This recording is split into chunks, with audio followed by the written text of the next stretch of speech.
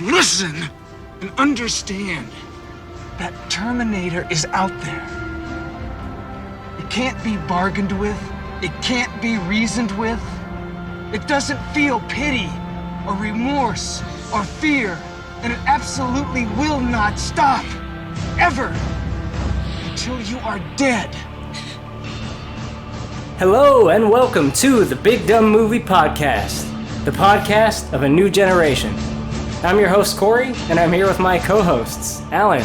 Hello. And Steve. Yo, I like the idea of being affiliated with like a Pepsi campaign from the 80s. No, Oh, sorry. Hey.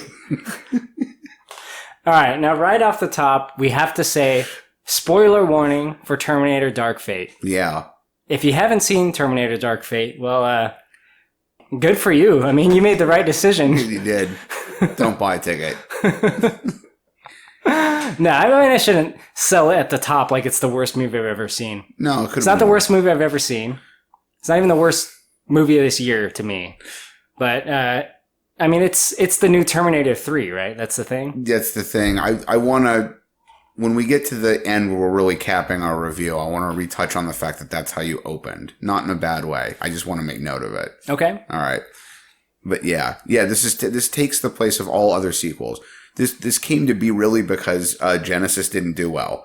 Genesis was supposed to be the start of another trilogy, and when it underperformed, they ended up binning it. And the guy that runs Sundance, which is the I think Sundance, something like that produced Genesis, decided to just cancel this planned sequels, go another direction. He approached, I guess, Tim Miller about doing this, and they brought Cameron in because they thought that maybe having Cameron would mean an improved result over what they'd gotten with Genesis. And they came up, I think, collaboratively with the idea that it be a sequel to 3. But they didn't originally want Schwarzenegger to be in it, from what I understand. Well, I mean, it can't be a sequel to 3. It has to be a sequel to 2. I'm sorry, sequel to 2. I misspoke. Yeah, I didn't mean to say sequel to 3. You're absolutely correct. Okay. Yeah. So it made me think I thought something wrong. I was like, wait, did I get it wrong? No. You guys are right. It's a sequel to 2. Yeah. Okay. Yeah. So there's a lot of Terminator movies out there. And for those that are just your casual Terminator viewer, which is not us by any means. No. Especially Steve. Steve is like the hardest of hardcore Terminator fans. I am. So there's the Terminator movie, the original one. Then there's Terminator 2. After that, that's where things kind of get weird. All right. So the first movie that was considered to be Terminator 3 was the Terminator 2 3D ride at Universal Studios, which was like a 3D movie / ride, as they do at Universal. They'll go in thinking it's just some gimmick, and they'll see that it's actually a continuation of the storyline. It's almost like a third Terminator film. It's just that you can't go to see it in any theater in your neighborhood. There's only one or hopefully 2 theaters in the world that you can go to see the next Terminator movie. Maybe...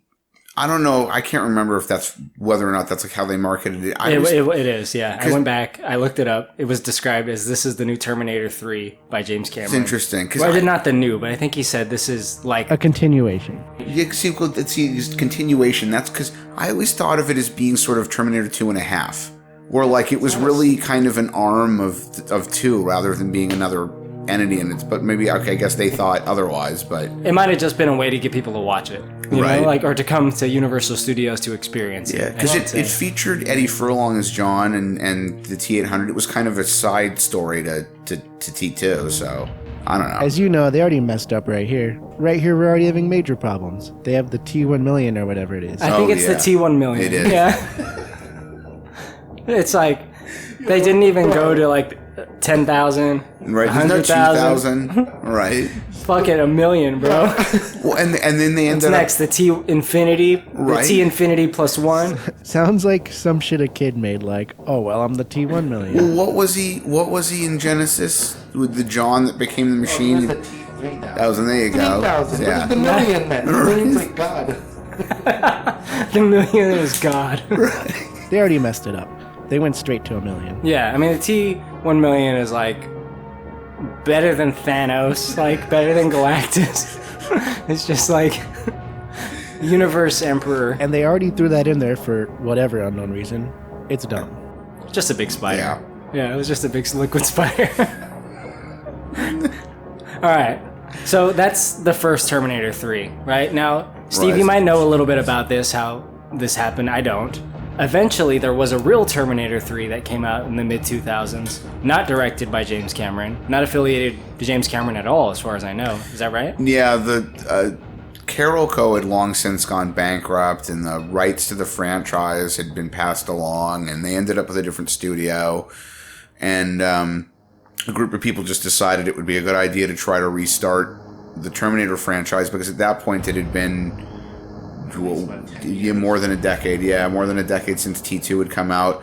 And they thought it would be... I have to admit, I'm not going to defend that movie on the whole. I don't like that movie on the whole. It's not a good movie on the whole. But of all of the other sequels, it's the one I least dislike, because it at least had the premise that made the most sense to me, where John and Sarah destroyed Cyberdyne, but it didn't really completely put off Judgment Day, because the Air Force was able to access at least parts of what Dyson's team had been doing.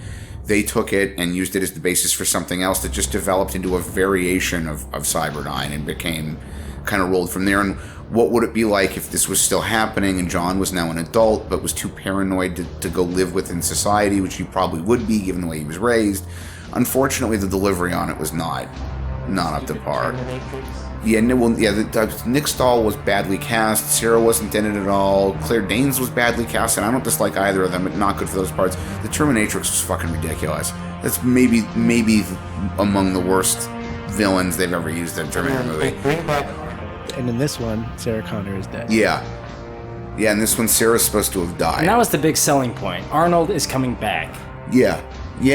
And he was already kind of borderline too old to still be doing it then. And that movie's, 15 years old now? Something Yeah, like it was that. kind of borderline. It's like, well, he doesn't quite look the same, but you know what? It's passable enough. He's kind of at that age where he's not quite an old man yet. Right.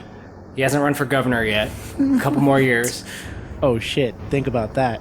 He was already governor and he's still playing the Terminator. Yeah. Oh, fuck, you're right. Damn. Well, alright, so Terminator 3, done. Then there's Terminator Salvation. So I think the idea with this is, alright, Terminator 3 wasn't quite giving us the T2 results that we expected. Let's reboot the franchise, but kind of in like a soft rebooty way, where it's, you know the story of Terminator, this is semi-disconnected from that. It's the future, right? It's a standalone story. We're going to start making our own movies after Judgment Day. War movies with robots. Am I following that correctly? Yeah. And who other to play John Connor than Christian Bale? He is by far the best actor to have ever been cast as John. I mean, I love Eddie Furlong, but in terms of like acting talent, Christian Bale is the best actor to have ever played that part. I don't know that his version of it is the best version of it. And they got the infamous set rant where he got all pissed off. Yeah. That was pretty hot for like a month. He was being a dick, but I also think the way the sound clips got used and the way it was written about made it look like he was being a bigger dick than was really the case. Because the other guy really was being distracting. He shouldn't have been doing that when he was doing that. But I'm a fucking professional, mate. right? No, don't just be sorry. Think for one fucking second. The fuck are you doing? Are you professional or not? Yes, I am. Do I fucking walk around and rip down? No, shut the fuck up, Bruce. Do I want? No! No! Don't shut me up. Am I gonna walk around and rip your fucking lights down in the middle of a scene? Then why the fuck are you walking right through? Da-da-da-da, like this in the background. What the fuck is it with you?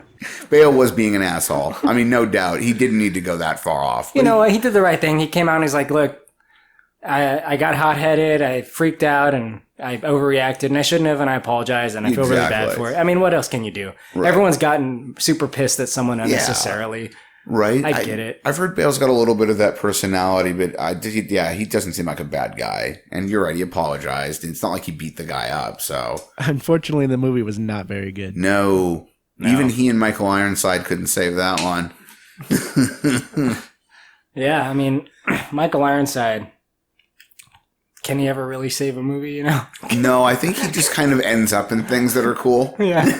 Like, he didn't save Next Karate Kid either. ooh, you're right. Putting him in that really, Although I think the flip side of that coin is he was perfect for that part. Like I can't imagine anyone else playing that part What properly. a fucking psycho, man. He was exactly Him and his protege, fucking right. lunatics. Well, they had to be, the successor to the Kreese character. So, yeah. All right, so that's Terminator Salvation. Then we got Terminator Genesis. Now, Vomit. all right, so Terminator Genesis said, you know what? All right, fuck Terminator Salvation, fuck Terminator 3, fuck T2 3D. We're the new Terminator 3. So they interrupted the timeline to change the canon to fit their movie because it had a rocky history. Yeah, it's like a quasi-sequel, semi-reboot rolled into one movie. And like, I did think the way they recreated the 1984 era stuff was cool. Me too. That was a nice touch. But the rest of the film was just garbage. I think I hated this one the most. But I Oh, yeah. loved how each time you introduced the next Terminator, it started with, okay, so they said, screw this last one. Right. Everyone just keeps saying, all right, well, screw the other one. I bring the new think that may be why... You might have just nailed it for me, man. I think that might be why 3's, even though I don't like it, the one I dislike the least, because it was the only one that just went in honestly saying, what if it were a sequel? And the other ones all kept trying to redefine Yeah, what the like, Terminator franchise was. Screw those other ones. But now we're this one. Right. Well, let's try that again. Yeah, let's just do that again. Including this last one. They're like, oh, well, screw all the other ones. Right. Now we're the real sequel. I think that's what held back Superman Returns, too, because Warner Brothers and Singer insisted on making it a soft sequel to Superman 2. It's like, why? Why are you doing that? I mean, they got a guy that looks exactly like... Routh was a good cast for that. He looked so much like... Christopher Reeve. I mean, look, I've said this to you during our personal conversations. I actually there's a short list of things about that movie I'll actually defend. I don't think it's an entire piece of flaming garbage. In fact, I think it's better than a lot of the Terminator sequels. I already know what points he'd bring up. Right. The two things that Steve would defend. Bryan Singer Well, and I don't know. Kevin Spacey. Kevin Spacey is a talented actor, and I have nothing else to See, say about I knew you him. would defend him. Yeah, well, it doesn't resolve his personal life, unfortunately. Like, So here we have Terminator Dark Fate. They might as well have just called it, this is Terminator 3 again, right? Slash Right. 6. I mean, it would have been better Yeah. than Dark Fate. Dark Fate that is not a good subtitle. oh, I mean, there were so many moments that I think we both found a little queasy during this movie where they wanted to call back to 2, and Dark Fate is such a callback to just the whole concept of, no fate but what we make. Yeah, but no one knows that, dude, unless you're like a hardcore fan and it's like shittily tied Yeah, together. but I mean, it kinda. was still on purpose, though. It was still clearly on purpose. I just don't like dark being the first word of the subtitle. It's corny. It starts off corny. It's like Dark Fate. Well, Oh, it's dark. he was...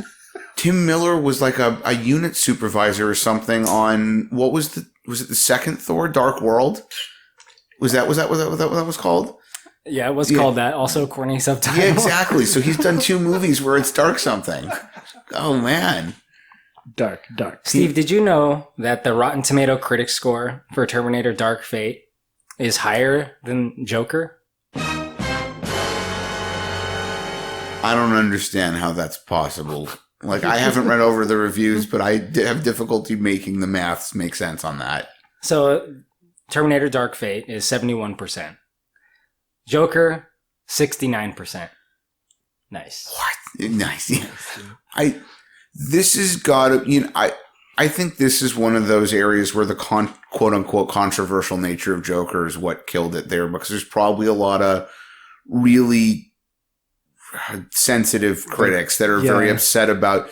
It's one of those. It's inciting violence. It's picking out the worst elements of society to focus on. Well, that's the incel. right. Shit. Yeah, exactly. Yeah. And that's all they can see in it. They don't see the film as a film. It's what social problems do I see this movie stoking the flames of?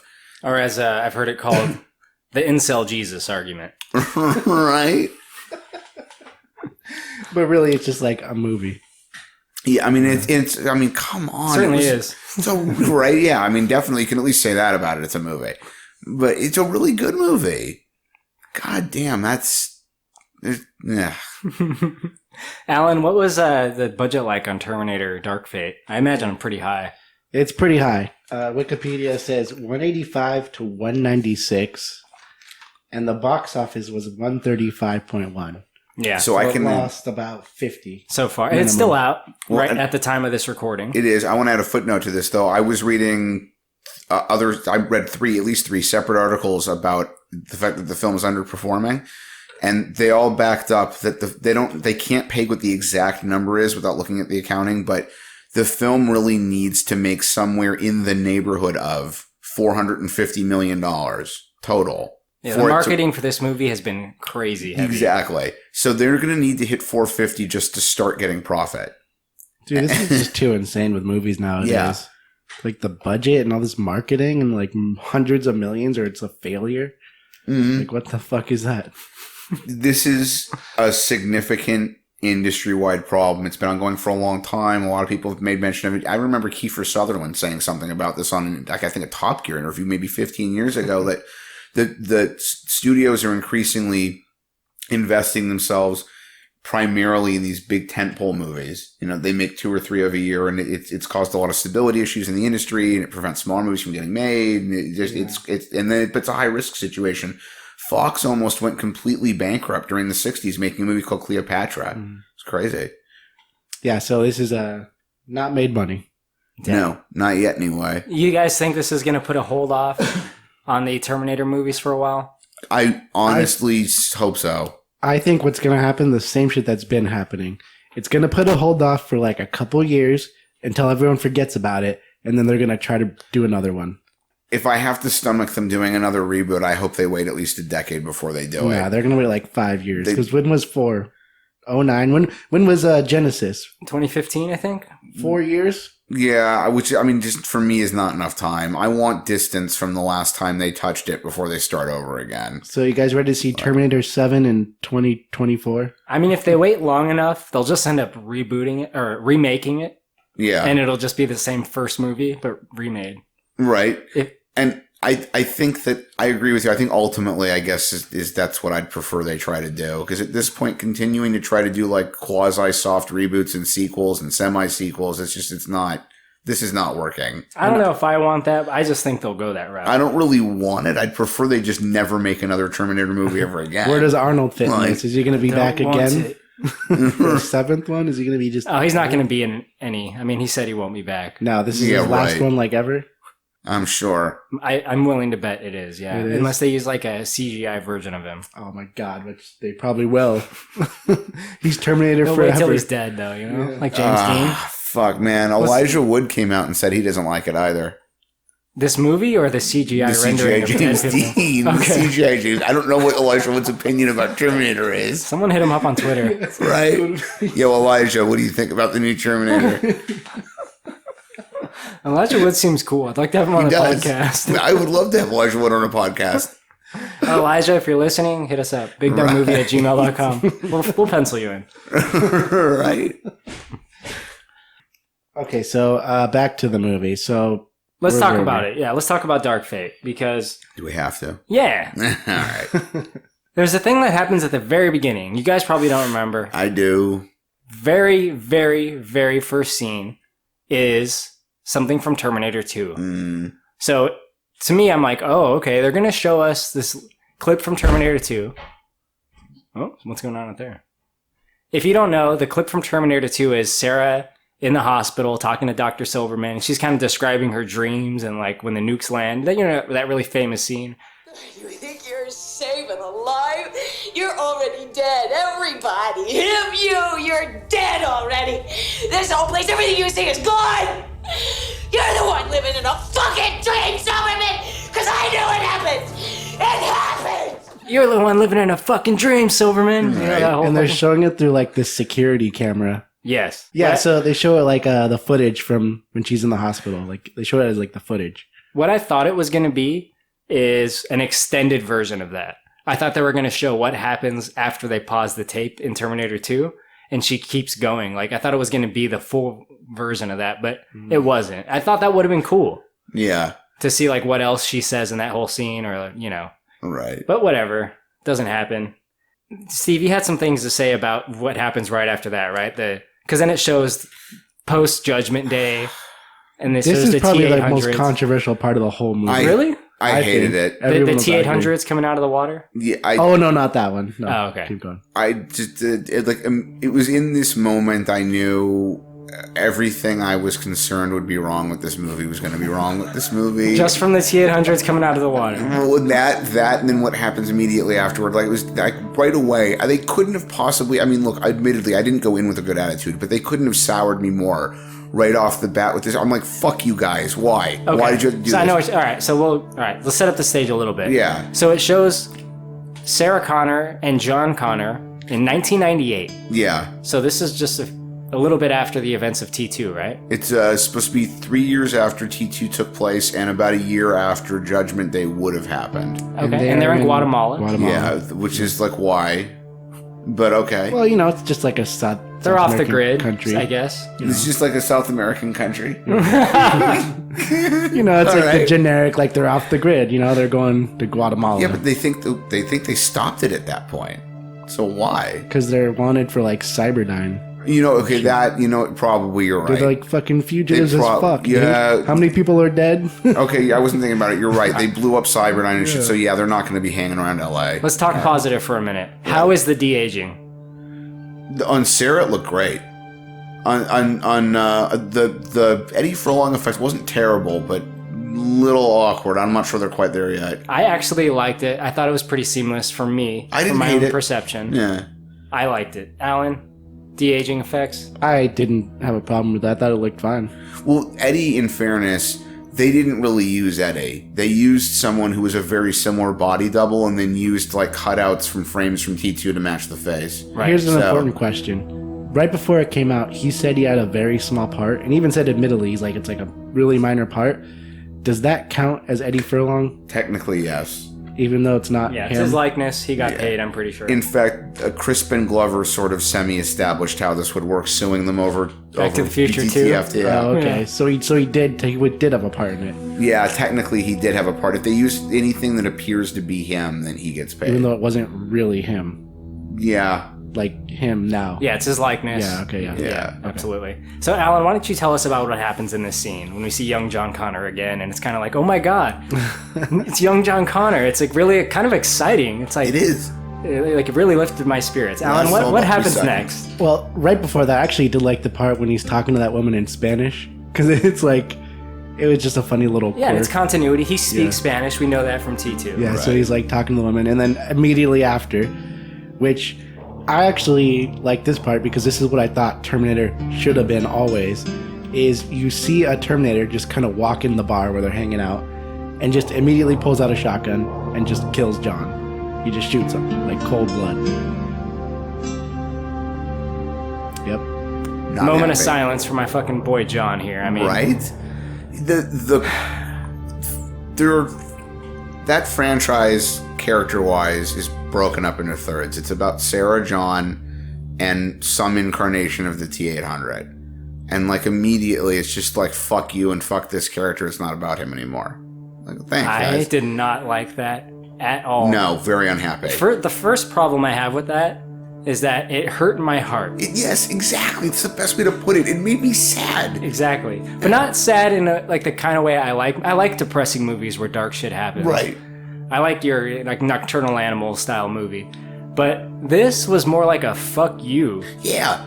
Yeah. Kicking the nuts. It's like being betrayed by someone you love. Right? Well, this is because they wanted it both ways. They established in the second one that John and them could run and they could fight, and they got away from the T-1000. She can run from Terminators, and then this one they're like, oh, actually, it's the other way now. He just kills them, which is what it should have been from the beginning. But then that wouldn't make for a good movie.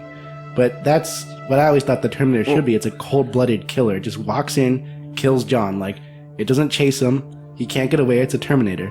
It just Well, they certainly murders got him. the drop on John. Yeah. I'll say Oh, that. I won't disagree with you about that, but there's a couple of the things I want to pick out of this. Number one, Michael Bihn's character, Reese, is very specific, or fairly specific, at least in the first one, that Skynet's got limited access to records from much before the war because a lot got destroyed in the initial strikes.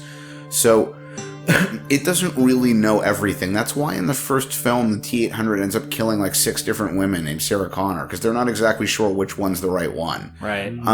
So John and the other T-800 and Sarah and Miles, they changed the course of history by destroying Cyberdyne's offices they go to Guatemala. That's a completely new timeline. How would Skynet have ever known to send machines to Guatemala looking for them, first of all? It doesn't make any sense to me. There's no way they could have access to all of that. Secondly, once they've destroyed Cyberdyne and thus stopped Skynet from happening, unless it's a Rise of the Machine scenario where someone else picked up the research, shouldn't the T-800s just have never existed then? Shouldn't it be like Marty in Back to the Future? As the timeline begins to change, his existence slowly ceases to be a thing. He starts literally fading away because the timeline that he exists on is starting to disappear. That, obviously, it's all science fiction. The rules can be a little flexible for the sake of the story, but if John and Sarah completely stopped the old Cyberdyne from ever existing, and it's a whole different future with this other thing called Legion, then why do T-800s still exist? When they erased that future from happening, Cyberdyne never happened, the T-800s never got built, they never got sent back in time.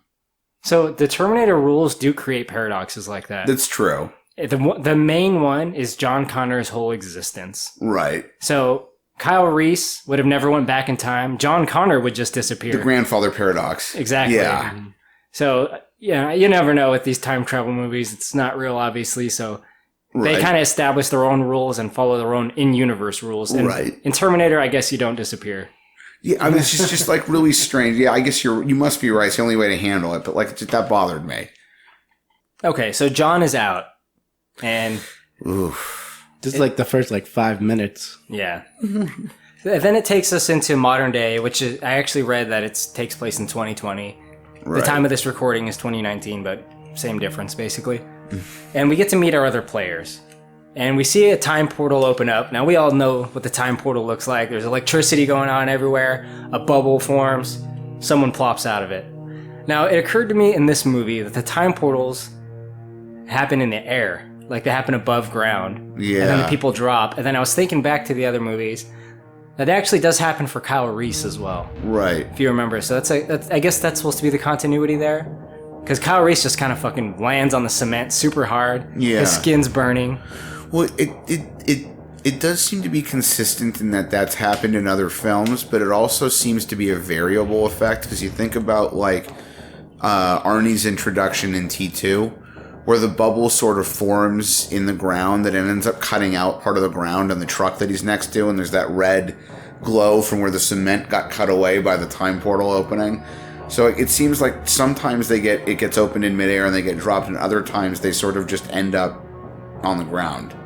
One weird thing I noticed in this one is when it shows the bubble, it has the electricity effect, but it also shows an effect where everything around it starts freezing.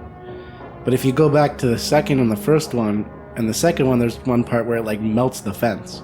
And they make it seem hotter. It's like the opposite in this one. This one they actually show that freezing effect, and in the previous ones it was hot. Yeah, in 2, Arnold's arrival literally cuts a piece of a truck off. The corner. Right? Yeah. Well, I don't know. Who knows what the reason for that is. It's probably the time travel in this new timeline is just slightly different, I guess. Okay, so let's talk about who we meet when the time portal comes out. So, Grace is one of our characters, played by Mackenzie Davis. Quick side question. You guys know her from anything else? No. Okay, she was in Blade Runner 2049. That's what it was. She played Tully in the movie Tully, which is pretty good. And she was in my favorite episode of Black Mirror called San Junipero. If you guys never seen Black Mirror, check it out. I know that show, I just don't remember that episode, but I'm going to have to rewatch that, yeah. Anyway, what's Mackenzie Davis about? Her name's Grace. Let's call her Grace. Mm-hmm. What's her deal, Alan? Well, it's mostly annoying. We find out that she is a augmented soldier from the future, and she is sent to protect our next major character, the main character, Danny Ramos. Now, they're in Mexico City. They're in Mexico City, that's right. So 2020 Mexico City. We also see a little bit later Gabriel Luna's character, the Rev 9. Steve, what do you think of the Rev 9? It reminds me a lot of the Terminatrix. It's a really stupid, strange combination. I mean, there were cool elements to it, but it's basically a T8 or pseudo T800-ish endoskeleton with like a liquid metal or nanobot outer skin. So the outer skin can separate from the endoskeleton and do its own thing. And the endoskeleton just looks like an endoskeleton, but the outer layer can mimic skin and hair and clothing. And can do the bit where like it can touch and just mimic whatever it touches in terms of like clothing items. You're telling me this thing can turn into anything it touches? Right? Anything it samples by physical contact. Except for this time it's way more than just metal objects. Like, I don't know. Not a real convincing... He was a real aggressive villain, which I appreciated, but otherwise not real compelling. Yeah, I didn't feel too attached to this thing either. It just didn't feel like it was special or anything cool. The really. T-1000, there's that sense of tension the entire time. Like, even though he's not nearly as aggressive in the way he attacked them, and like, going back to Alan's correct criticism, like, the T-1000, kind of a lazy Terminator, had a lot of opportunities in T2 to just kill them that he sort of gave up because he like refused to run, for instance. But even still, like, they build this sense of tension throughout the entire film, like, oh my god, it's still coming, it's still coming, it's still coming. And like with this guy, it's just like, when do you get to the point where you figure out how to kill it? Like, I don't, there was no tension in it for me. Yeah, it was too like formulated. And then when they do this build up to get a way to kill it, and they take that away from you like 3 minutes later, like, oops, we broke it. Well, let's do something different. There are 3 major action scenes in this movie. Yeah. And one of them is here toward the start, when Danny and her brother, they go to work. There's kind of like an ironic scene where Danny's brother, who worked in like a factory, he's like losing his job to a machine. Like they have like a robot to take his place. Not like a Terminator looking robot, like that would be a little... Right. But, Like automation. Yeah. The machine that stamps like body panels for cars or something. Now, yeah, it's something like that. in this beginning scene, I have to lay it out here because we're going to get a lot of this, is one of my major criticisms with this movie, and the whole thing in general, is that it just copies the first 2. Which is what a lot of remakes tend to do, or a lot of like reboots. They just copy all the stuff from the original ones. So here, one of the first things we see is they're at work, like you mentioned, and there's a scene where the Rev 9 shows up at Danny's house and asks her dad if Danny's home. And he has like that kind of like warm, he's like trying to be all charming, like normal. He's like, yeah, I'm looking for Danny. It's the same shit as T2. When the T-1000's looking for John. I see what you're saying. So you're saying he didn't offer like a unique take on it? No, they're like, that's what I'm saying. They just copy the scenes from the other movies. It's the same thing. It's the T-1000 showing up, asking the parents for John. And then we find out shortly after that when they're at work and they think the dad shows up. He says that they forgot their lunches. And the dad's like shows up to find Danny. But it ain't the dad, is it? But it ain't the dad. It's the Rev 9. And shortly after that, Grace shows up and she's like, oh, your dad's dead. Just and she like says, just like she says, come with me or you're dead in 30 seconds. I mean, this is where we were talking about this when we started the recording. That like, so much of the movie is just obvious nods to 2. And like, I agree with Alan in the sense that like a lot of the time when they reboot, they have to like retouch on things, but this wasn't supposed to be a reboot. And this one, it wasn't even them retouching on things. It was them just blatantly be like, hey, here's a knockoff moment from T2. Like, remember this? This will get you excited. Right. Yeah, exactly. This is the problem I had with the first Jurassic World. The last third of the film was just constant nods to the original. Like, no, just at this point, I'll just go watch the original. Thank you. Like the T-Rex, right? The T-Rex, the Jeeps. Oh, here we go. Here's another thing from the original movie: the dining room. Ooh, look, we found the old building. Like, fuck you! I'm just gonna watch the first one. Yeah. So here we go. Look, it shows up and it's not her dad. Just like at the end of T2 when it's not Sarah. It's like, get down. It's not the person you think it is. Right. Well, I want to talk a little bit about the action in the action scene. So we see more what Grace can do, right? She's super fast.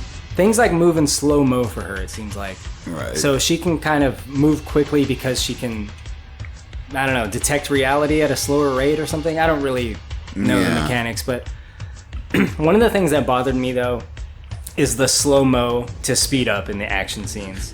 It's very like Zack Snyder-y. It's like in fact, there's one part in there that's like straight out of Watchmen, I'm pretty sure. Yeah. I mean, it's okay. There's some good wide shots in the first hand-to-hand action scene, but there's also, after that, like a lot of quick cuts. None of the fights in this were very interesting, or at least to me. Here's another one I'll give 3. Stupid movie, but the big action sequence where they've got the truck with the crane on it and they're swinging it through the buildings and shit. Yeah. It was way more fun to watch than any of the action sequences in this one. I don't even like chase scenes, but that's a pretty damn good one. It is, right? Yeah. I was gonna say, I mean, the fights were not interesting, but I thought I kind of liked that a little more. Maybe I don't know that I like the fight scenes or that slow-mo effect. Okay, I guess I couldn't put my finger on it until you mentioned it. It has some audience then. I mean, I could understand the appeal. It's just, to me, it doesn't feel like it fits for me. But hey, that's just me. Right. Now they take their fight scene out to the freeway. Like there's like a truck chase scene, Terminator 2, right? Yeah, another nod to Terminator 2. Here, let's get the T1, the thing that is basically a T1000 to chase them in a truck. Yeah. Well, it's like a tractor thing. It's got like the Scoopy thing in the front. What do they call it? Cow catcher thing. Not a bulldozer, but this Scoopy. The Scoopy scoop. The angled thing, so it just plows through cars. Yeah. Right. Yeah. There's like a cow catcher grill type deal on it.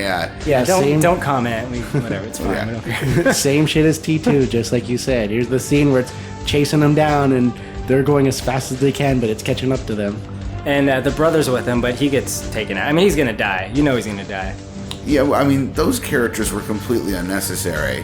I get the whole idea the brother's job's being taken by a robot. It's a nod to the robots. I don't need that. You didn't have to do that. We didn't have to meet the father or the brother at all. Totally unnecessary. There's 20 minutes you can cut out of this movie. We just wanted to have no family. No, she could have just mentioned them. She could have just said at some point, I left my father and brother at home, and they could have been like, we can't go back. Right. Your parents are dead. Right? Yeah, exactly. Was this rated R or PG-13? R. It was R. Yeah. They should have showed the Rev 9 killing her dad. Not to sound like too brutal. That's true. But I felt like... At least in T2, you get that shot with the T1000 putting the blade through the stepdad's mouth. Oh, that is Which so is not... good. It's not for the gore, but that establishes how brutal this thing is. Because this one, they just kind of show him, and then she's like, oh, your dad's dead. Just because it showed up. They didn't show, how brutal it is. Yeah. Now, on the freeway, our leads here, Grace and Danny, are cornered by the Rev 9. He's split into two, and he's about to kill him, but we get, and you've seen the trailer, if you've seen the movie, you know this, obviously. Sarah comes out, and she just kind of kicks its ass, casual as you like. She gets out of the car, just fucking blasting, grenade launching, fucking unloading on this motherfucker. What do you guys think of this whole bit with Sarah's I'm a badass, I could give a fuck less about this? I think Sarah from 2 was a bigger badass than Sarah from this one. Really? Yeah, I found this Sarah less interesting. Also, I think that, I really do think the years of traveling around Central and South America with John, living with mercenaries, flying on helicopters, getting weapons training, the years she spent in Pescadero, the shit that went down with Miles, it's this would be a scarred woman. Not that I think she would be dysfunctional. She's a very strong character, but this would be a scarred woman, I think. And I think they played more to that in 2 than they did in this one. They made her seem in this one much more like she's kind of just functional. And especially after being there for John to get murdered and blah, blah, blah. And I wasn't in love with the way they pitched her. This part was way too corny for me. Because it kind of touches on what Steve said. The second one, she was badass by actually being badass.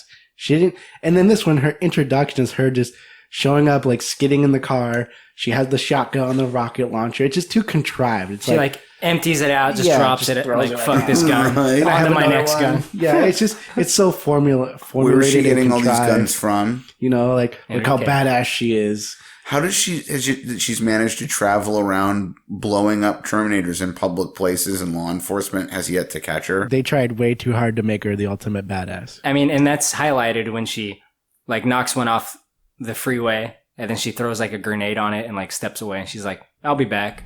I'll be back. Right. Casual as you'd like. Right. I'll be back. Yeah. Yeah. I do this all the time. The whole second movie was them freaking out and just running from one machine. One of the most perfect parts about 2 is look what this experience has done to her. and they lost it here. Yeah, now she's just all badass and she can kill Terminators. And we also find out around here anyway, that Grace, despite being like, I don't know, maybe comparable to a Terminator, like as strong and maybe even faster, she like needs medication or something. Like, this is another weird point. Like, she explains that she's augmented to the point where her body can only barely accommodate the modifications even being there, and that she needs to be on a drug cocktail to manage it. But they solve this by going to a pharmacy or whatever it was and grabbing a handful of different drugs that she proceeds to turn into a weird injectable cocktail that she occasionally takes intravenously. They never explain what it is. Yeah, it's like, wait, if you need some specific future med to manage these augments, then whatever you've got there is probably not going to do it. Like, well, when she's at the counter, she's like, I need this, I need this. She does well, say what she needed. I don't know what they are. One of them was insulin. I know that. Yeah. Look, so her whole augment thing, it shows her in the future. It's like a flashback while she's kind of passing out, or a flash forward, I guess, depending on your perspective. Yeah. PTSD. It shows her future. It's 2042, I believe. And it kind of shows like what the Terminators were like that they faced and how she ended up getting the augments. Right. First thing on that, what'd you guys think of the actual Terminators in her future? They're all like super tentacly. Like, there's a lot of tentacles going on with these future Terminators. Like Bryan Singer Sentinels, kind of. It reminded me a little bit of the ones from Live, Die, Repeat. Yeah. Except Live, Die, Repeat was considerably better than They're this. the total opposite of the Terminators you think of. Like the rigid Terminators like Arnold, they're like weird little creatures. There's like a lot of the like Rev 9 style liquid metal nanobot things, right? Yeah. And she gets hurt and she's just like, give me an augment. And they're like, all right. Like, like, why doesn't everyone just do that? Is it because like they don't want to have surgery? I think, yeah, maybe some people just don't want to have it. You know, so they touch on that idea a little bit. I don't want to deter too much, but like the original Ghost in the Shell, there's a moment where Kusanagi's talking about how some people only take the minimum, you know, where other people are way more, like almost entirely artificial and blah, blah, blah. Maybe something like that. That's a huge I feel like in this dystopian future where you're fighting this new Skynet called Legion, It's true. there's Terminators everywhere. You want the fucking augment. Everyone take wants the it, augment. right? Everyone's Right. on it. I would feel like I'd want it. Right? I mean, it's like meal to meal you're living, you know, like minute to minute even. Right. You want to be able to fucking defend yourself. All right. So Grace has a tattoo, right? Now, Yeah. this tattoo is coordinates to somewhere, which we learn is the same place that like Sarah's looking for. Oh wait, Sarah's been getting text messages. Yeah, Sarah's been getting... how they knew she was on to find them on the bridge. Yeah. And she says that she's been getting irregular text messages letting her know where and when a Terminator would appear. And this whole thing opens up the door to a lot of other paradox questions. It just don't make sense to me. So I mean, the tattoo. Let's talk about it. Yeah. So her like superior gave it to her to find Arnold, to find Yeah, somebody like... T-800, to find Yeah. Arnold Schwarzenegger.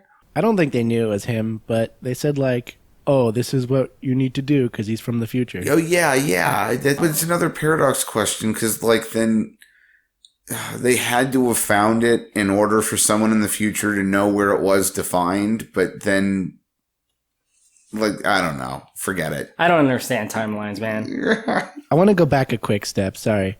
This I had a problem with. When we find out she's been getting the text messages and going out and killing these Terminators, that completely negates the concept of the first two and Terminator in general, because how is she killing these Terminators? Terminators are resistant to bullets, to explosions. They had to kill one in a press and send the T-1000 into a liquid forge. So how is Sarah going around killing Terminators like it's her At job? least in this case, she wasn't able to kill it.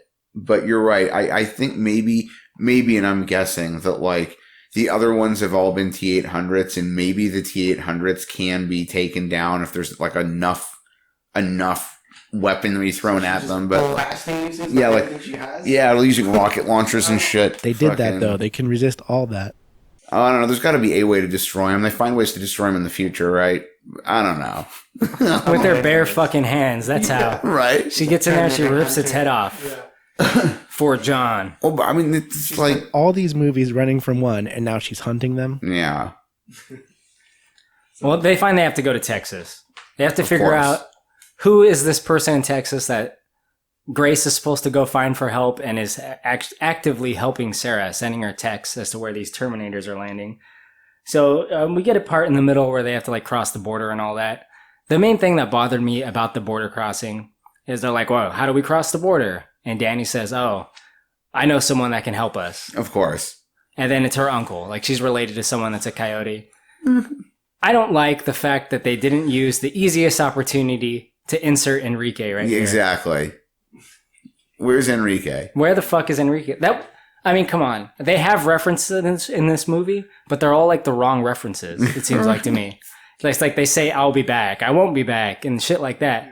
But why not they have some character continuity? Like Enrique, like that, to me, that would have been cool. It would have been cool. Or, Enrique's little boy, the little guy. He's grown up now. Yeah. Now the kid's running things. Enrique Jr. Enrique Jr. and Miles Dyson Jr. No shit, right? Right.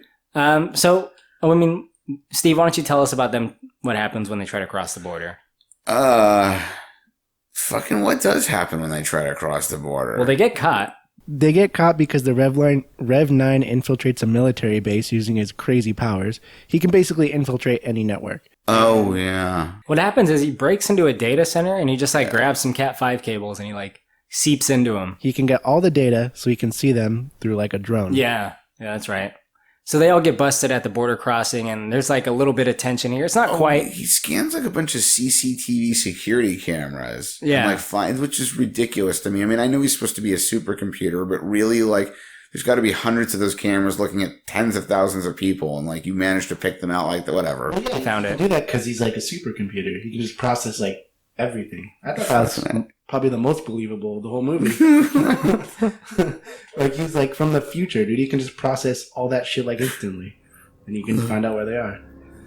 I mean, it's just a little bit too long, I think, in the border holding area when they get caught. Yeah. But the short version of it is they're being held. The Rev 9 breaks in. All hell breaks loose. He kills a fucking ton of people, which I actually like because there's a lot of people trying to take down the Rev 9. Right. And they're trying to like tackle him, and there's just like spikes coming I out like and just that like part. getting everyone. That is pretty cool. That small part I like too, because that's like what I feel like would happen. He's just fucking stabbing everybody. Yeah, just completely unstoppable. Right. And then our three main characters, they escape, they get on a helicopter, and they fly away. And he like almost jumps up and almost makes the helicopter, but doesn't quite. Right. Here's the thing with this guy. I feel like he could just like go gadget a helicopter out of his head. Right. And kind of just like fly up there, you know?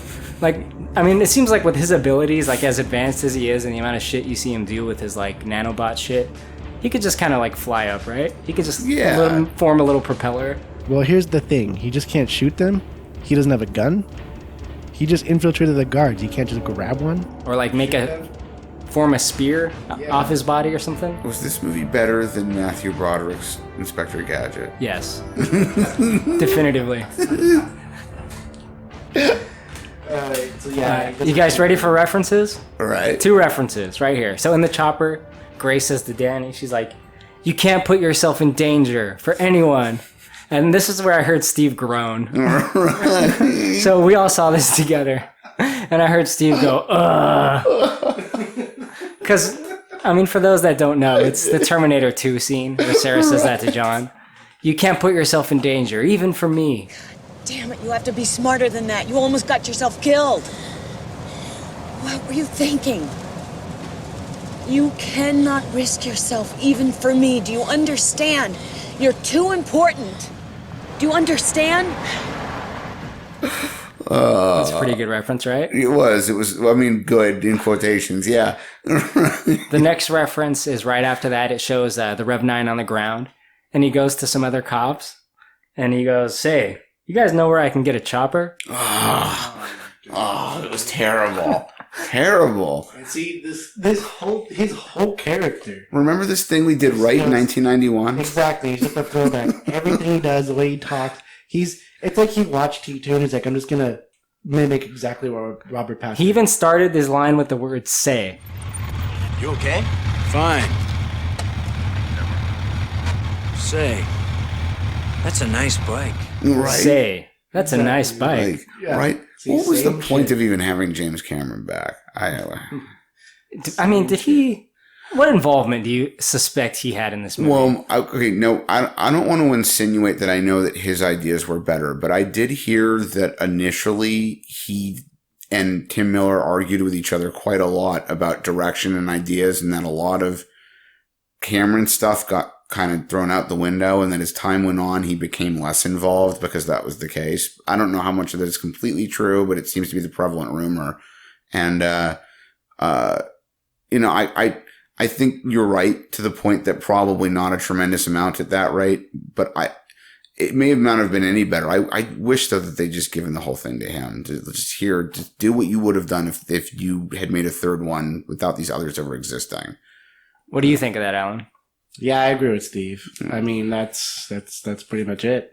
Where the Terminator movies are successful, it's that director with a singular vision of doing a specific story, right? Right. Where they fall apart is when he left. So I don't know for sure, like you said, that he would have made a perfect movie here, but I feel like when he was making them, they were good. Right. And like he definitely had ideas they didn't use for this. So I really do wonder what those would have been. But this is just classic Hollywood. This happens all the time in movies.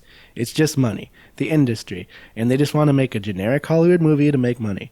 No one cares about the story, and he can't do what he really wants to do. I get the impression, I've never really read this, but I get the impression that they wanted Tim Miller because Deadpool was hot shit at the time, and they wanted to be able to attach his name to it. He made a lot of money with Deadpool. He did, and I think they really wanted to be able to say from the director of Deadpool, because I think they were figuring a lot of younger people who don't necessarily have a reference point for 2 would go see this if that association was there. I've heard of Terminator. Look, it's Terminator. Right, but it's the Deadpool guy. I like Deadpool. I've heard of Terminator before. Right. Yeah. Well, this is the point in our story, and we're going to have a lot to say here. When our heroes go to Texas to meet this mystery contact. Oh, boy. Not Enrique. Not Enrique. So they meet a man named Carl. Not really, though. He sells drapes. This whole plot point makes me so angry. Carl's a guy that does drapes and wears cargo shorts and watches football and drinks beer. And has a family. And has emotions. Okay, Steve, who is Carl? Carl's a fucking T-800. Carl is the Terminator, goddammit. It's Arnold Schwarzenegger from the flashback from the very beginning. The one that killed John, right? Yeah, and apparently he grew feelings after doing that, which is an amazing thing for a killer android to do. It doesn't feel pity or remorse or fear. And then he decided he wanted a wife and kids and that he liked watching football and needed to drink beer for some reason. And why would he want to watch football? I mean, why would anyone want to watch football, but let alone him? A robot can't be interested in football.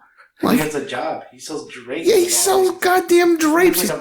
There's one moment where they make it a joke and he consults what kind of drapes you should use in which room. And the fuck are you talking about right now? This is a humanoid machine whose single purpose is to murder people. And he's like, so I told him, he's like, that's not good for the room. And he's like talking about the drapes. Right. He's like, you want this one. And then there's a bit about how does your wife not notice that you're 500 pounds or whatever? And your dick doesn't work. Yeah, and he's like, oh, we don't have a physical relationship? It's like, oh, that must be great for your wife. She's literally married to a humanoid robot that has no interest in sex. Okay, so let's take there's a lot to unpack here. Right. Let's take a couple steps back. All right, so a couple months after this T-800 killed John Connor as a boy, a couple months, they say that specifically in the movie, he found this woman, had a son and a father, and the father was beating the woman apparently. Right. So he says that he rescued them. He doesn't really say what that means. He killed the guy, I guess. And then he started taking care of them. I mean, this makes total sense for a Terminator robot to be doing. It doesn't feel pity. This is a Terminator. Or remorse. Not with orders to protect them. Or fear. Like with John. Yeah, that machine had been reprogrammed. Right. Yeah. So we're talking about the original T-800. Well, not the original, but the one from T2, right? Yes. Yeah, exactly. So give us a little bit of backstory on that one, Steve. So the T-800 that we see in T2 was sent back by John himself. He was a T-800 that the Resistance had captured and deactivated and then completely reprogrammed. So when it went back into the past, it was operating in accordance with John's directives. And it was there to protect John and to protect Sarah. There's that moment in the film where John realizes the machine has to do what he tells it to because it was programmed by him, that he literally sent this machine for himself. But the T-800 in Dark Fate is just the T-800. In fact, this is the T-800 that killed John Connor. It wasn't programmed to protect anybody. It was programmed to find people and murder people, and its prime objective was John. In fact, I think one of the two of you, I think maybe Alan, pointed out after the movie, why did that machine even continue to exist once it had completed its mission? It should have gone somewhere and blown it, so I guess you can't self-terminate. That's the one thing, but it's really weird that they didn't write a catch-all for that. It's very strange to think that, like, Cyberdyne would send these machines back in time, and that once their mission is complete, that they just wander around until they stop working. Like, that's what I'm saying. It is stupid, the family thing, but I agree.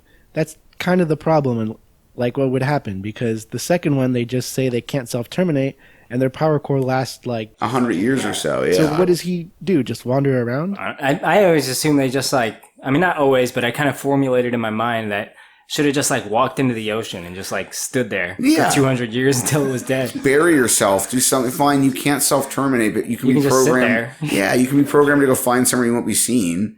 Or you could just start a family. So that means it has to have like some kind of open-ended programming or specific programming that says, all right, yeah, you can just do whatever the fuck you want. You got self-autonomy after you complete your mission. You're a clean slate. Right. Well, but then this opens up another question, because there's that deleted scene from 2 where John and Sarah go into its head, and the whole purpose of doing so is to basically flip a switch that allows it to learn at full capacity and be more humanoid. But the implication is that switch is normally off because Skynet doesn't normally want it to be on. Right. Skynet normally wants those things to just go murder people. They only need to be as convincing as necessary to get close enough to kill them. And like, so is the implication here supposed to be that that's not really the case, that maybe they're all like on all the time? Because how the fuck otherwise does it develop an emotional response? Okay, I still think it's dumb, but from the second one, he explains he's a learning machine. Isn't it possible? I mean, he could learn. That's kind of what I was addressing, though, just now, is like, it's a deleted scene, but they do establish in a scene from T2 that, like, that capacity is normally not operating at 100%. Like, John and Sarah had to physically open it up and do something in order. But it is there. It is there. So, like, and that's what I'm asking, is like, in this case, the switch was just on. For some reason, like, yeah, I don't get that. So, okay, but let's assume it is. Okay, so we're going off the theatrical version. I can. Let's assume it is. Isn't it logical that he would start learning emotions, or? I don't think so. He was programmed in T2 to protect John, so he had some like reverse Terminator program. They're programmed to kill, not to protect, not to stop people from being killed. That's a totally new thing for it. Yeah. So the fact that it had that granted it some, I think, extra like affinity toward human interaction that it would never have had. So, okay, he's going to interact with this person he's protecting because he's going to be with this person. And then even in T2, like, there is a bond that grows, but it's this semi-distant. He maintains his, like, you know, unemotional state. He's not like, he doesn't like love John, but at the same time, like, he's a father figure in John's eyes, but he's not really emotionally there for him, you know? That was only a short period of time. In this one, he's had how long? 20 years or something? He said he found them after a few months of killing John. When I stayed with him. I like that, what you're saying. I think I would agree with you, Corey. Like, the fact that T2 T800 was programmed to protect, it gave it an additional ability to sort of empathize with human beings that these other ones probably wouldn't. Plus, John was giving it orders all the time. Like, you should do this. You should act like this. You need to respond like this under certain situations to try to get it to be more human. And it was, I guess, in a sense, following orders from John to be more human. Yeah. This one kind of just decided to be human. Except there's the wife. She'll do that. Right. But it's not programmed to follow orders from her. That's part that bothers me. But yes. I think that's the part that bothers me the most, is how does a computer programmed to kill then decide that it's not going to follow its prime directive? Computers can't decide things for themselves. They're limited to what they're programmed to choose. But isn't he allowed to after he completes the mission? Because then it's just, he did it. Is he? I don't know. Why would they be designed that way? Because he did the mission. That's it. Yeah, but why would it be designed to then go find a family? Oh, that's weird. No, there's no way it would be. Let's talk about the family. Alan, you were saying, if I remember correctly, at our friend's wedding recently, you said he has a non-consensual relationship with this one. This one's just too scared to say no. No, you misspoke. Or you mean non-physical, right? Yeah, or non-sexual. Yeah. So what is that about? I mean, you think they just like cuddle? Well, they make one good he makes one good joke where he's explaining it. It's all dumb still. But he makes one line where he says, "Oh, I'm also a good listener." Because he's I am very funny. Yeah. I'm also... So I could see that. Like, he's a good listener. I'm going to seem obsessive about this. Someone's going to accuse me of being weird, but whatever. I made this point in 2, during the bar scene where he shows up naked and asks for the clothes. Why the fuck would they have genitals? They're not designed to be seen naked. I don't know, but they got him, don't they? Right? Yeah, apparently. All right. He just doesn't use it. To be fair, though, no, they would, because they're not designed to be seen naked, but what if that happens? They still have to be convincing. Like, if you see something under genitals, you're like, you're not human. I mean, I guess, but they're dressed normally in the future, they'd be dressed at the plant which they're made. So, like, under what circumstances is Skynet concerned one of them will have to strip down? What if you're fighting? You lose your clothes? I don't know. This is a big problem for soldiers in Afghanistan as they come back to the base completely naked. Look, if you're getting shot and blown up, you might take your underwear off. Exactly. Getting hit with rockets and shit. Oh, I love it. All right. Okay. So let's harp on Carl a little bit more. Oh, Sarah wants to kill him immediately. She which was does, the right yeah. reaction. He even offers her a beer. Why is it drinking? Does it get drunk? There's no way it could get drunk. Like, you have to have a brain that can get soaked with ethanol in order for drunk to be possible. Where does the liquid go? Yeah, exactly. Where's the liquid? It doesn't have a stomach. It just like sits in his frame? Yeah, exactly. It's got muscle and skin on the outside, but everything inside's robot. Like, where is it going? Here's the worst part about this. He has a dog. Oh my, yeah, the dog. Why isn't the dog going apeshit? So I guess the idea is because they do understand the dog rule, because earlier in the movie a dog starts barking at the Rev 9. Yeah. We know that. That's common. Dogs bark at Terminators. They do it in every single movie. Yeah, they can just tell. So I guess he's so human now that the dog can't tell. Is that the fucking implication? That is horrible. It is horrible. Either they fucked up or they did this on purpose. Either way, it's fucked up, right? It is. Yeah, it's either a very bad decision or a really stupid oversight. The dog's not gonna fucking be like, okay, well, he feels human enough. Yeah, this one seems friendly. Yeah, come on. Right, my dogs have consistently never been able to figure out that the vacuum cleaner is not there to hurt them. So... and I've had smart dogs. The dog loves him, dude.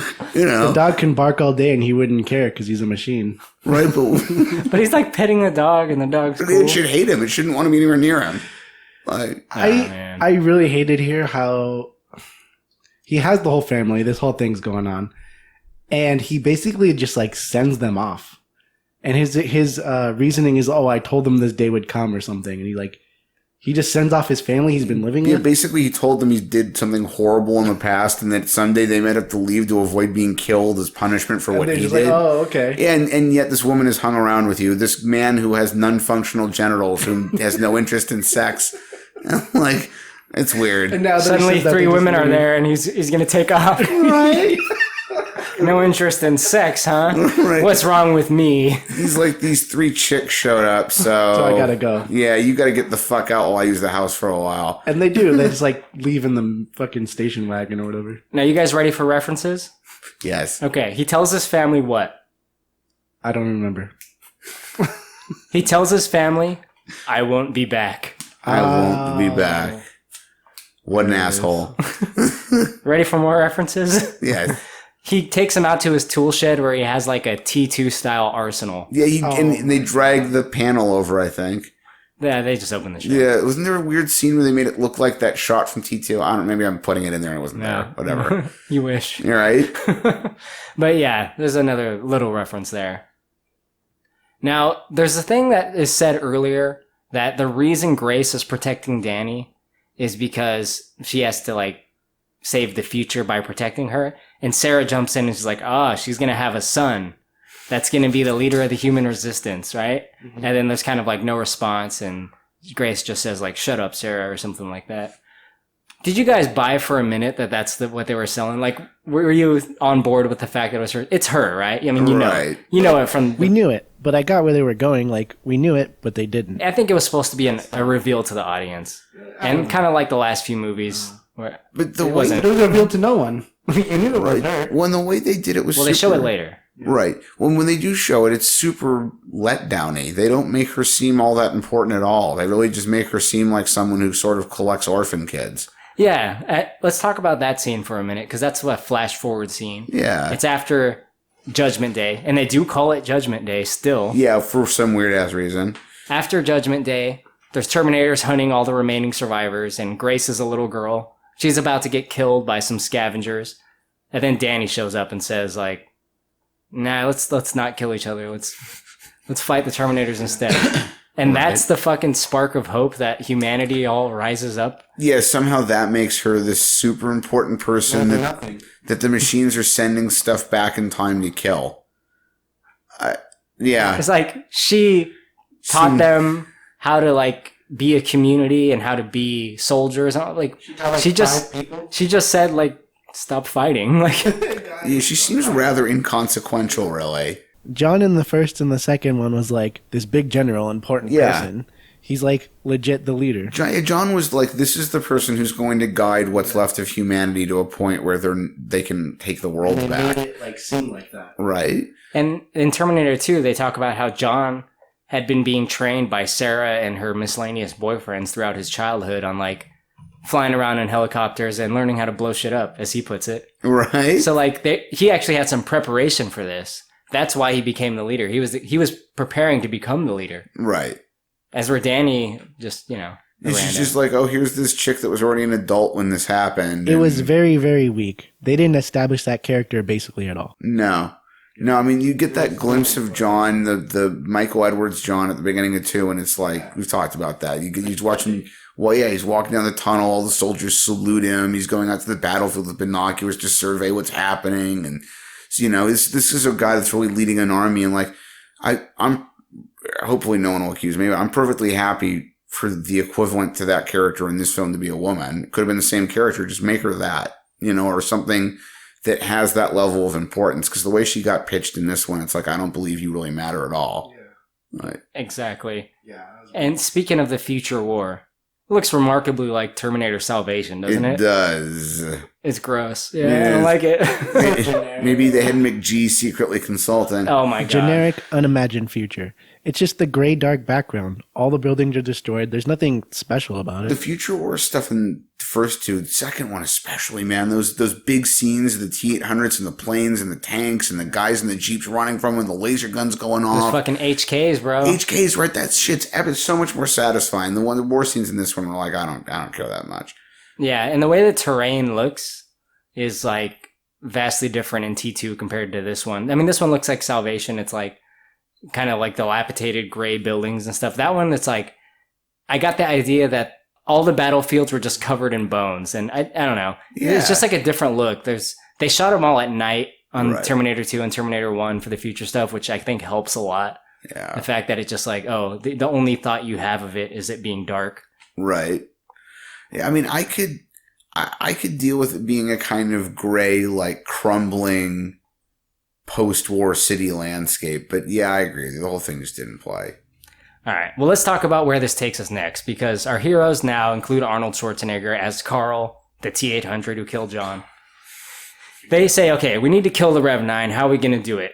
Let's get our hands on an EMP, right? Yeah, we can make this as brief as it felt in the movie. They say they're going to get an EMP, and they arrange to get an EMP, and then about 2 scenes after they've gotten it, it's broken and they can't use it. Hold on. The most important question here, which I had a big problem with, is they have to get this EMP. Okay, generic-ass EMP, it's such lazy-ass writing. Where do they get it from? The weird commander of the army that somehow Sarah knows that's willing to give it to them? So that's their Air Force contact. His name's Sarah's like Dean. Dean, like, high-level general. Here's a military-grade EMP. Later. Oh, okay. Okay, you're right. So this character, out of nowhere, easy fix. Miles Dyson Jr. Make him Danny Dyson. Right. Miles Dyson's son from T2. Easy fucking fix. He knows what Sarah is all about. He trusts Sarah probably. Actually, Right. maybe not because Miles died. But let's assume that like he knew what Sarah and his dad did back in the day, and he knows what she's fighting for is the right thing. This guy is just like, all right, Sarah, you can have an EMP. I owe you a favor, I guess. This was zero effort. Maybe he's from the Sarah Connor Chronicles. Just Oh, move the God. plot forward. Zero. They didn't explain who he was, why he trusted Sarah, why he would put everything on the line for her, like where he got this from. It's like, oh, Why here we he'd go. literally commit treason on her behalf. Like, you'd be put to death for doing that. He says, I don't just commit treason for anyone. Here you go. Oh, good. When you get caught and killed, like, put to death for committing treason, I'm sure you'll be happy you did this. So fucking dumb. So this is the last action bit of the movie, which is actually broken into 2 bits. So there's the first part when they get on the plane at the Air Force. So right, the Rev 9 is chasing them. They all get on this big jet. It takes off. I don't really like this part at all. I don't know how you guys feel about it, but the whole part in the jet where it's like they're just bouncing around and I don't know. It didn't really do it for me. It reminded me of kind of the Mummy, kind of like a Mission Tom Cruise Impossible. Mummy? Yeah. Yeah. This is another, like I said, it's just all Hollywood. It's the formula. They need a big action scene. Oh, we got this cool idea. We're going to flip out on this plane. Shit's exploding. Kind of like Fast and the Furious 6 as well did this a little bit. The runway, you know? Oh, yeah. It's the formula. Now, after the plane incident, what's his name? The Rev 9 falls out of the plane and he lands in someone's backyard. You guys ready for a reference? Yep. You know what song they got going? Cue the music. Guitars, Cadillac, hillbilly music, lonely, lonely streets. It's a good song, right? It's a great song. The Dwight Yoakam. Guitars and Cadillacs. Best country song ever written. It's pretty good. It is. I mean, we get a little bit more. This is a reference that I am kind of pissed off about, where Grace tells the rest of them that Danny taught her there's no fate but what we make for ourselves. No fate but what we make. My father told her this. I mean, I made him memorize it up in the future as a message to her. Never mind. Now, okay. The whole thing goes. The future's not set. There's no fate but what we make for ourselves. Like the exact line from Terminator and Terminator 2. Yeah, like, why does that become her line? Like, Reese said that to Sarah. Right. Like, there's no evidence that Reese's existence got erased or that did. Like, Reese still went back and told Sarah that and got her pregnant with John, so that shouldn't be anyone else's line. Yeah, like how would she say the exact same thing? Right. It's the studio. And in fact, Reese only said it to Sarah because John said it to him in the future before sending him back. Right. So, like, you can't have that one. Sorry. I'm pretty sure whatever happens is they just watch the originals for like a month straight, and then they start writing the new movie. Which parts can we copy? I don't know where the fuck they came up with that guy, Major Dean or whatever, though. Like, Yeah. that's got to be like in the Sarah Connor Chronicles, right? I've never seen it, but like, I can only, or a video game. Maybe he's a guy in a video game? I don't remember. Maybe. Nothing. That was the problem with the second Matrix. Is there's a bunch of stuff from a video game and from the Animatrix they tied in that you wouldn't know what you were watching if you didn't anyway. Right. Yeah. It should have been Danny Dyson played by Terry Crews. Oh my God. I would have loved that. I mean, it's ridiculous, but it would have been really entertaining. You know what? I had this idea in my head of like, the only way I'd like this movie is if it's all references. And there's a lot, but they're all in the wrong place. Dude, Donald Glover. Donald Glover as adult Danny Dyson would have been fantastic. Right. And like, It's in the obvious choice, gentlemen. Jaden Smith. Oh, no. How dare you? How dare you follow up my suggestion of Donald Glover with Jaden Smith? Donald, if you ever hear an episode of this, I consider you a million times better than him, please. and then he's got like Will Smith as his dad, and he comes in with a shotgun shooting at the Terminator and says, "Don't hurt my daddy." Just like T2. That'd be great. Dude, he would do it. Dude, he'd do it perfectly. I still think there should have been a point too when Enrique jumped out of nowhere. Like when they're in Mexico and he chucks a grenade at the Terminator and he says, "A little jumpy, huh, Connor?" Like, that would have been... Your Uncle Bob has gotten weird. Uncle Bob, he, like, tips his hat. I hope there's, like, notes and drawings locked in a safe somewhere where, like, they actually thought about this. They, like, didn't put in the movie. Oh, my God. All right. So this is the last action scene. So the plane... Is it The Last Action Hero? It is. It's just now the movie Last Action Hero, where Sylvester Stallone is the Terminator. So they kind of crashed their plane into a big dam, right? Is this the Hoover Dam? I don't know. It's just a dam. Is it supposed to be the Hoover Dam? I don't wasn't know. paying that much I have no attention. idea. It looks more or less like the Hoover Dam. I mean, look, this is basically, here's your next reference. It's basically a knock on them crashing into the forge, and the steel forge in the second one. Yeah, same shit. They get to their final battle place, this epic setting. Right. I mean, there's a little bit that goes on outside of the dam where they're like in the water and they're trying to escape it, but you're right. I mean, we get to the final showdown. Inside, all the workers clear out because there's all kinds of gunfire and crazy shit going on. We got Carl, the T-800. We got Grace, the augmented human. Sarah Connor with the shotgun. And then at this point, Danny has decided that she wants to fight too, I guess in some capacity, which mostly involves her just like reloading the guns John Connor style, right? But they face off against the Rev 9 in a more or less like hand-to-hand kind of way inside the factory. Do you guys have any thoughts about this final action bit? It should have killed them all right there. You think? Right. You think it was played? You think it would have just killed them? They played it down like as if they had a chance. It should have just killed them all. Damn. Yeah, I don't really have anything else to say. One thing I was reading about the movie. I made a little note for myself. I forgot about it. I was reading up about the movie after we watched it, just to see if there's anything interesting to learn. And I hadn't noticed it during the movie, but the phone number on Carl's store van that he's got at his house is 512-1984, which is a reference to May 12th, 1984, the date that the T-800 arrived in the first film. Right. So there's an additional reference. References coming out the wazoo. Right.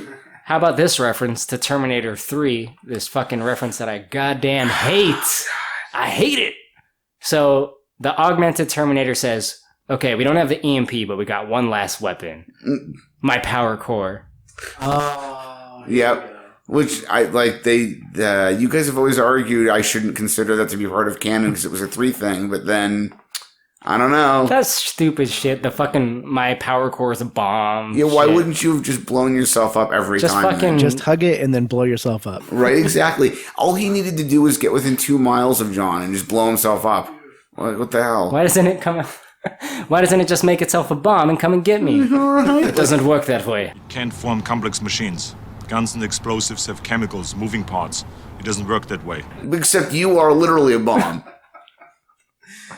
So yeah, we had this like generic. I don't even know what happens. They just start firing at it. It's trying to kill them. Well, there's like she's like swinging around a chain. There's a lot of slow-mo to speed up.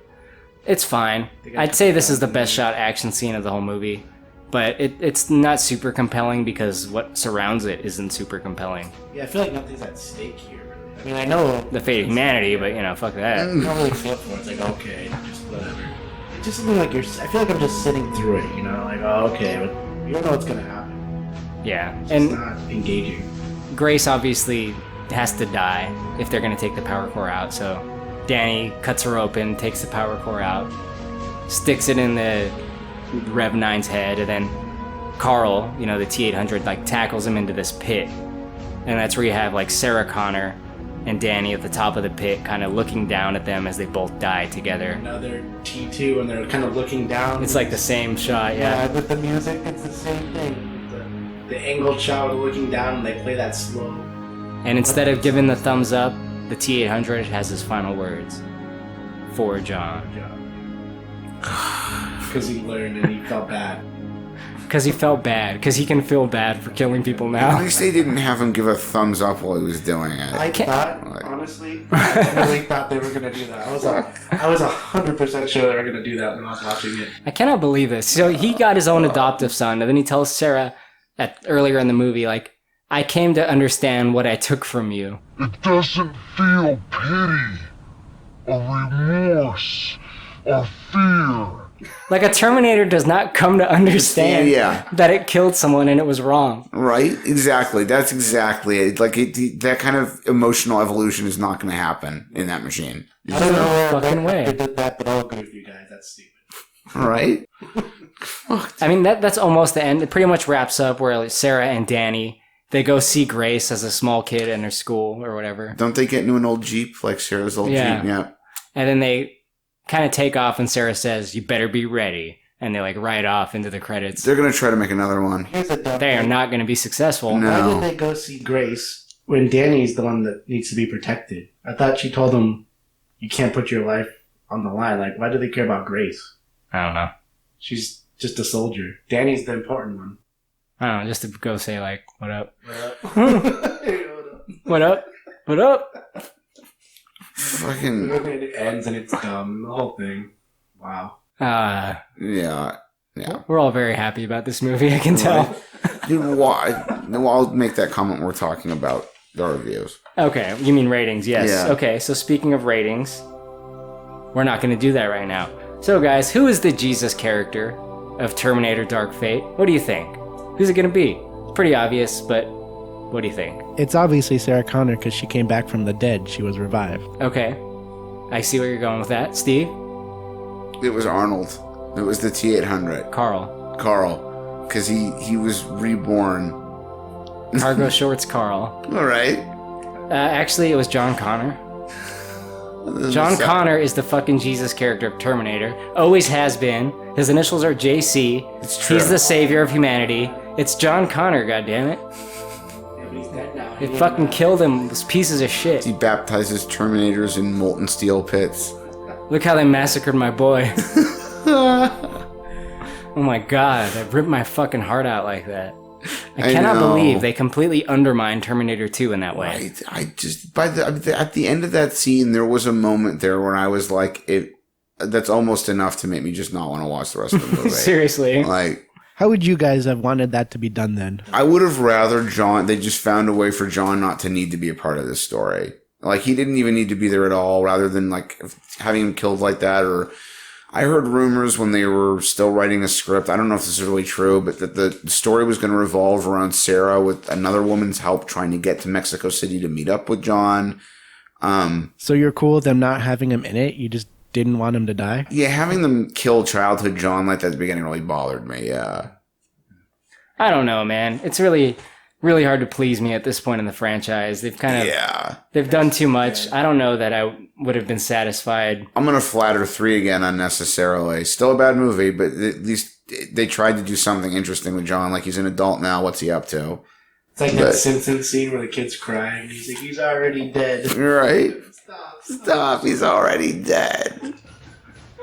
Alan, on any rating scale you want, what's your rating of Terminator Dark Fate? I'm going to give this 2 Rev 9s out of 9 for some weird fraction that I can't make. It wasn't the worst movie ever made.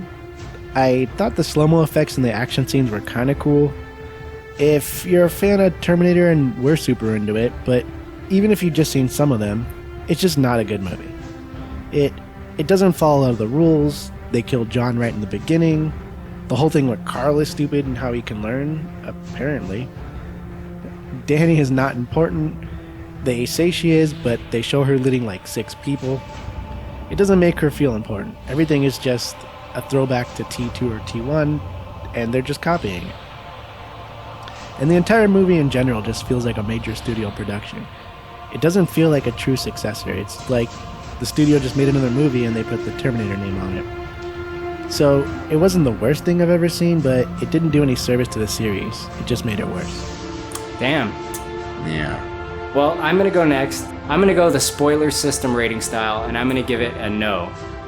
It is not something I can recommend, but I can see the appeal in maybe the casual Terminator fan or the casual movie fan.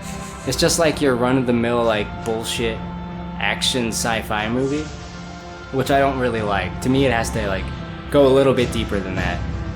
And being a Terminator fan, there's too many like rules they break and things they undermine and things that don't make sense to me based on my love for Terminator and Terminator 2. So I don't really like it very much, and we kind of gave a lot of reasons why throughout. What about you, Steve? I am going to give this film 4 out of 10 Eddie Furlongs.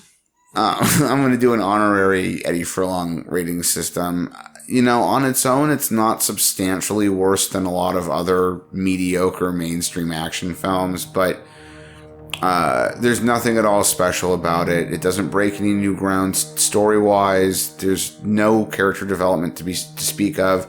In fact, you don't even get enough background or humanity out of the characters that are there to really care about them at all, in my opinion. There's a lot that goes left unexplained.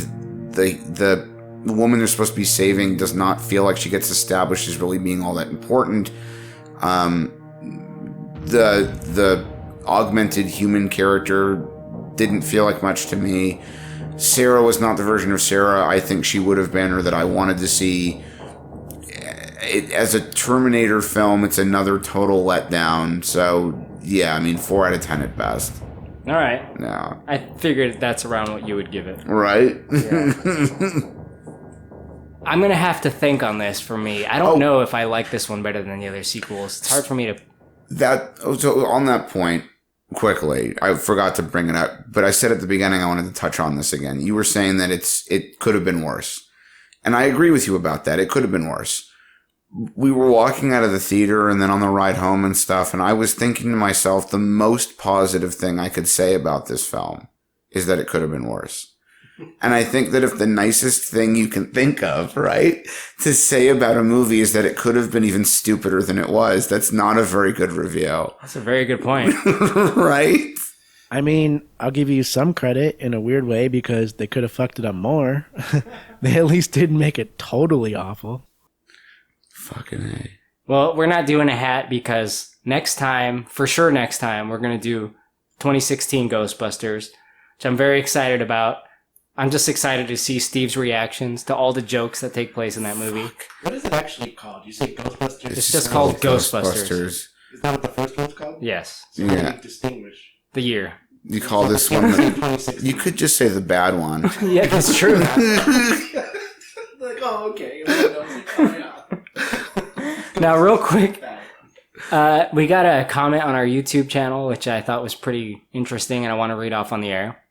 I told you guys about Space Jam, how it seems to be kind of divisive. Oh, I'm looking forward to hearing whatever this is. So someone commented on YouTube, I cannot for the life of me understand what this name is supposed to be. The person's YouTube handle is Min Ekrifit. I have no idea. Maybe something Minecraft? It's supposed to be maybe Minecraft in a weird way. The E is capital, so I thought it was Min. Maybe, yeah. Some weird Minecraft name. All right. Yeah. It says a lot about the person we're dealing with. We do about 8. They just said, fuck you. Yep, he's about 8. Thank you very much, sir, ma'am. On Monday when you go back to school, tell your teacher what you've been up to. Hey. If you're going to leave us comments like that, just tell us why. Just give us something more to go on. Which one of us? All of us? Do you hate all of us? Come on. Yeah, probably. Right. Oh, you know what? This is a Lola Bunny fan. That's what it is. He's either an elementary school kid or a furry. No. Could you chime in and tell us which, sir? We're man. All right. I don't feel bad. He just told me to go fuck myself. The conversation started with him saying fuck you to me, so I'm not feeling bad about any of this. Well, thank you guys very much for listening to this, I know, very long episode on Terminator. Hopefully we can do some more Terminator films next year. Maybe 2020 is our year. We can do another one. Oh, boy, I'd rather not. No? Well, unless it's the first one, but that one's not done. Oh, come on. Salvation, bro. Genesis. Genesis. No, please. Can we do 3? Genesis does what Nintendo don't. I have some of those ads as part of the screensaver on my computer. But, yeah. All right, guys. Thank you very much for listening. If you want to write in, bigdumbmovie@gmail.com. Find us on Instagram. It could be something other than fuck you. Yeah. Yeah. Leave us Doesn't have to be that. Leave us a nice comment. That'd be cool. All right. Thank you all. See you guys. Take it away, Spoiler Man. Girl, you taught me how to hurt real bad and cry myself to sleep. Showed me how this town shattered dreams. Another lesson about a naive fool who came to Babylon. Found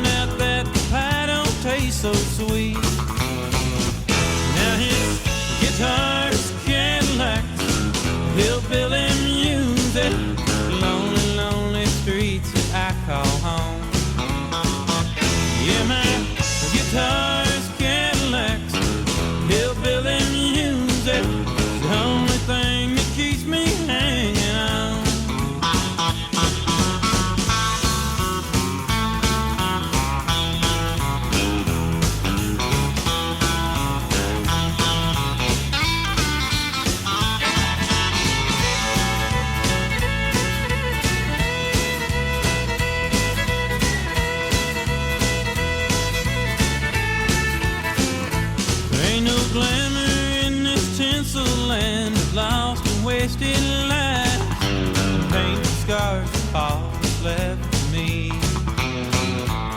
Oh, but thank you, girl, for teaching me brand new ways to be cruel. If I can find my mind now, I guess I'll just leave. And his guitars, Cadillacs, hillbilly music, lonely, lonely streets I call home. Yeah, my guitars, Cadillacs, hillbilly music, the only thing that keeps me hanging on.